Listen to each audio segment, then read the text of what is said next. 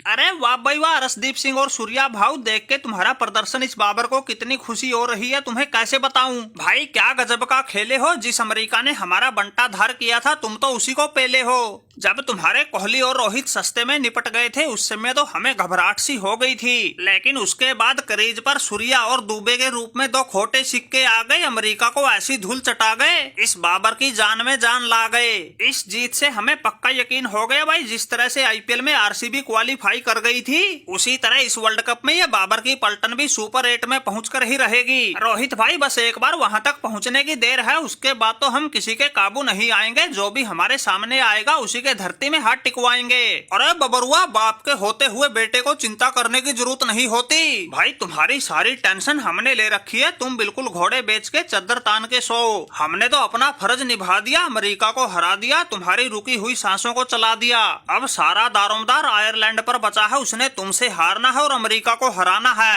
अरे रोहित भाई, बाबर का आगे पहुंचना इतना आसान नहीं है जितना तुम सोच रहे हो। ये अमेरिका वालों को किस तरह से हराया है ये तो हम ही जानते हैं। ये तो पहले गेंदबाजी में मैंने विकेटों का चौका मारा, फिर बल्लेबाजी में सूर्या भाई ने 50 जड़ा, तब कहीं जाकर हिंदुस्तान अमेरिका पर भारी पड़ा। जिस अमेरिका को हम हल्के में ले रहे थे वो बिल्कुल आखिरी सांस तक था लड़ा। माना कि टारगेट 111 रन का ही था, लेकिन उसको हासिल करने में हाथ पांव फूल गए थे। इसलिए बाबर भाई, मुझे तो तुम्हारी जान बचती नजर नहीं आ रही। क्या पता तुम आयरलैंड से तो जीत जाओ, लेकिन वो अमेरिका आयरलैंड से हारती नजर नहीं आ रही। अरे रसदीप भाई, शुभ शुभ बोल यार, हमने ऐसा तुम्हारा क्या बिगाड़ा है जो ऐसी उल्टी सीधी बातें कर रहे हो, इतना आगे की बता रहे हो, बाबर को डरा रहे हो। हमारी सांस तो पहले ही फूली पड़ी है, तुम और मुश्किलें बढ़ा दो। अरे बाबर भाई, कबूतर के आंखें बंद कर लेने से बिल्ली भाग नहीं जाती। सरदार जी बिल्कुल ठीक कह रहे हैं, अगर अमेरिका ऐसी वैसी टीम होती उसे तुम भी लपेट लेते, लेकिन उसने तो तुम्हारे भी घुटने टिकवाए हैं, हमारे भी हाथ पांव फुलाए हैं। ये तो शुक्र है इस मैच में आकर मैंने मोर्चा संभाल लिया, वरना तुम्हारा तो अभी तक बोरिया बिस्तर बंद गया होता।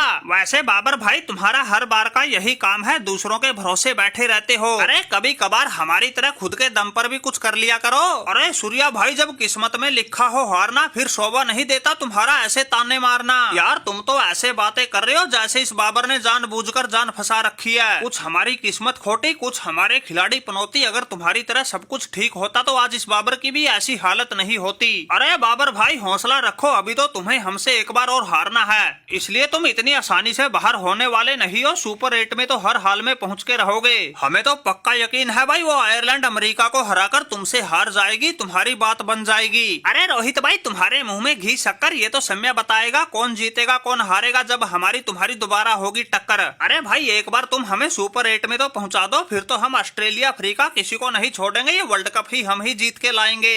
एशिया की नाक कटने से भी बचाएंगे, पाकिस्तान का भी मान सम्मान बढ़ाएंगे।